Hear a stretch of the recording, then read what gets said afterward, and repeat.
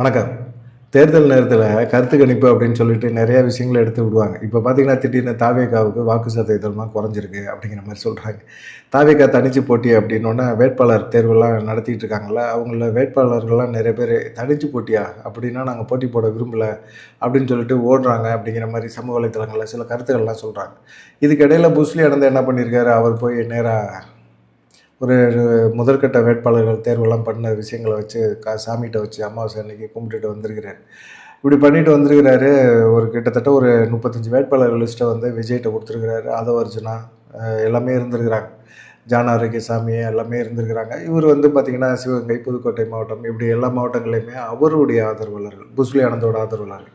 அவங்க லிஸ்ட்டெல்லாம் எடுத்துட்டு வந்து குடுத்துருக்கிறாரு. இப்போ வந்து அதில என்னன்னு கேட்டீங்கன்னா, ஒவ்வொரு தொகுதிக்கும் 3 வேட்பாளர்கள தேர்வு பண்ணி வச்சிருக்காரு புஸ்லி ஆனந்த். அதில வந்து ஆண், பெண் அப்படின்னு சொல்லி எல்லாமே ஒவ்வொரு தொகுதியிலும் ஒரு பெண்ண கட்டாயமா வேட்பாளரா தேர்வு பண்ணி வச்சிருக்கிறாரு. அதில வந்து பார்த்தீங்கன்னா, பெண் வேட்பாளர்கள தேர்வு பண்றதுல தான் விஜய் ரொம்ப ஆர்வம் காட்டுறாரு. ஏன்னா, பெண்கள் மத்தியில கண்டிப்பா வந்து பெண்களுக்கு வாக்குகள் அதிகமா விழுவுறதுக்கு வாய்ப்புகள் இருக்கு. அப்படிங்கிறது தான் அவருடைய எண்ணமா இருக்கு. இந்த மாரி சமயத்தில வந்து புஸ்லி ஆனந்த் இப்படி ஒரு தேர்வு பண்ணியிருக்காரு அப்படிங்கிறது ஆதவ அர்ஜுனாவுக்கு மிகப்பெரிய ஒரு சங்கடம். ஏன்னா, நம்ம தான் செலவு பண்றோம். நம்ம தான் ஒவ்வொரு மீட்டிங்க்கு ஆள் ஏற்பாடு பண்றோம். கும்பல சேர்க்கிறோம். நெறைய விஷயங்கள நம்ம தான் பண்றோம். புஸ்லி ஆனந்த் என்ன பேசுறாரு? "இட்டுக்குன்னு வா, இட்டுக்குன்னு போ" அப்படிங்கிற மாரி தான் பேசுறாரு. அவருக்கு பேசவும் தெரியல. அவர் பொதுச் செயலாளர் அப்படிங்கிற மாரி சொல்றாங்க. கிட்டத்தட்ட விஜய் கூட எத்தன வருஷமா வந்து அவர் வந்து பயணம் பண்ணிட்டு இருக்காரு. ஆதவ அர்ஜுனாலாம் எப்போ வந்தாரு?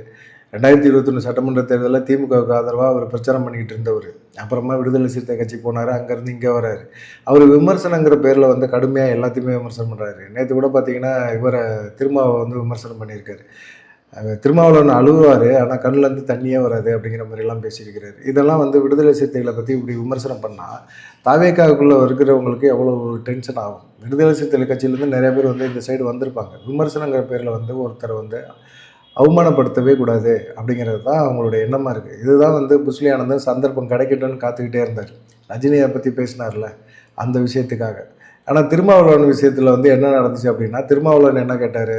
அதிக தொகுதிகள என்னுடைய கட்சி தொண்டர்கள் கேட்குறாங்க. என்ன பண்ண முடியும்? என்னால குடுக்க முடியாது. திமுகவுலயும் நெறைய கூட்டணி கட்சிகள் இருக்கு. எல்லாத்துக்கும் பிரிச்சு குடுக்கணும் அப்படிங்கிற ஒரு வேதனையோட ஒரு வீடியோ ஒண்ணு போட்டிருந்தார். அந்த வீடியோவுக்கு பதில் தான் ஆதவ அர்ஜுனா இப்படி சொன்னாரு. இந்த போலி கண்ணீர் வடிப்பாரு திருமாவளவன். அத நம்பாதீங்க அப்படிங்கிற மாரி அவங்க கட்சிக்குள்ளே ஒரு குழப்பத்தை ஏற்படுத்துற மாரி பேசியிருந்தாரு. இதுவே வந்து விஜய்க்கு ஒரு கெட்ட பேர ஏற்படுத்துற மாரி தான் இருக்கு அப்படிங்கிற மாரி ஒரு ஆ புஸ்லி ஆனந்த் வந்து விஜய்ட்ட இருக்கும்போதே பேசியிருக்காரு. இவர் என்னன்னா வேட்பாளர் தேர்வு புஸ்லி ஆனந்த் பண்ணது சரி கிடையாது அப்படிங்கிற மாரி தான் இவர் வந்து ஆதவ அர்ஜுனா பேச ஆரம்பிச்சாரு. ஆனா புஸ்லி ஆனந்த் என்ன சொல்லிட்டாரு டக்குன்னு உடனே, "நீங்க ரஜினிகாந்த பத்தி சமீபத்தில பேசினது மிகப்பெரிய ஒரு தப்பு.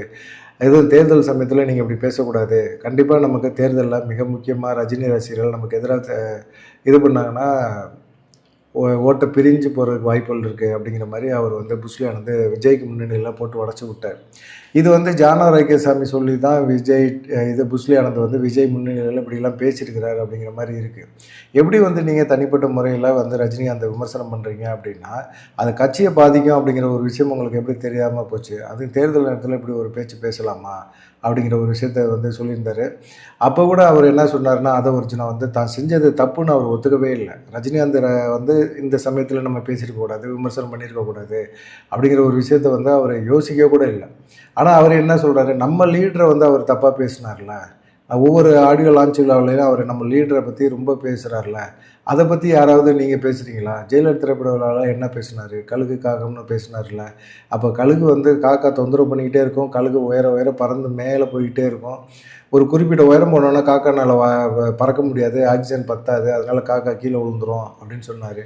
நம்ம தலைவர லீடர வந்து காக்கான்னு சொன்னார்ல ரஜினிகாந்த். அப்போ வந்து நீங்க அப்பலாம் என்ன பேசுனீங்க? அப்படிங்கிற மாரி அவரு ஒரு குட்டி கதை சொன்னாரு. அதுக்கு பதிலுக்கு இவருமே வந்து லியோ படத்துல வந்து அ ஒரு கதை சொன்னாரு. விஜய் காக்கா, கழுகு கதை தான் சொன்னாரு. அது ரஜினிகாந்துக்கு பதிலடி அப்படின்னு சொல்லி விஜய் ரசிகர்களுக்கும் தெரியும், ரஜினி ரசிகர்களுக்கும் தெரியும். ஆனா பார்த்தீங்கன்னா, லால் சலம் பட இசை வெளியீட்டு விழால கூட பேசும்போது கூட ரஜினிகாந்த் என்ன சொன்னாரு? இது மாரி விஜய் வந்து என்ன நான் பார்த்து வளர்ந்த பையன். என் கண்ணு முன்னாடி வளர்ந்த பையன். எனக்கு முன்னாடி அவருக்கும் போட்டி அப்படிங்கிற மாரி வீணா தேவையில்லாத விஷயங்கள்லாம் ஒப்பிட்டு பேசாதீங்க. எங்களுக்குள்ள ஒண்ணுமே பிரச்சனையே கிடையாது அப்படிங்கிற மாரி அவர் பேசியிருந்தாரு. சமாதானமா தானே போய் பேசினாரு அவரு. இப்போ அரசியல் வேற, சினிமா வேற அப்படிங்கிற ஒரு விஷயத்த வந்து பிரிச்சு ஆதவனால பார்க்க முடியல.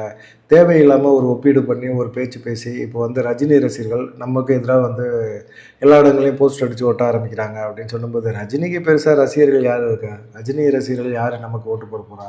அதெல்லாம் பெருசா நீங்க அத பத்தி கவலையே படாதீங்க. நம்ம வந்து இது வச்சிருக்கோம்ல, சர்வே டிபார்ட்மெண்ட் வச்சிருக்கோம். நம்ம வந்து எப்படி எப்படிலாம் நடக்குது, எப்படி என்ன பண்ணலாம் அப்படிங்கிற மாரி வாய்ஸ் ஆஃப் கமெண்ட் மூலமா நம்ம பண்ண முடியும் அப்படிங்கிற மாரி ஆதவர்ஜுனா பேசினாரு. ஆனா இது எல்லாமே விஜய் கேட்டுக்கிட்டே தான் இருந்தாரு. விஜய் கேட்டுக்கிட்டு அமைதியா தான் உட்கார்ந்திருந்தாரு. புஸ்லி ஆனந்த், ஆதவர்ஜுனா 2 பேத்துக்குள்ள நடக்கிற சண்டை. இந்த சண்டையினால என்ன பண்றது அப்படிங்கிறது ஒரு விஷயமா யோசிக்கவே இல்ல. அப்புறமா கடைசியா வந்து ஜான் ஆரோக்கியசாமி, அருண்ராஜ், அப்புறமா விஷ்ணு ரெட்டி இவங்க எல்லாமே சேர்ந்து ஆதவ் அர்ஜுனாட்ட என்ன சொன்னாங்க, "நீங்க மன்னிப்பு கேட்கணும். இது வந்து தப்பு. நீங்க இப்ப பேசுனது தப்பு.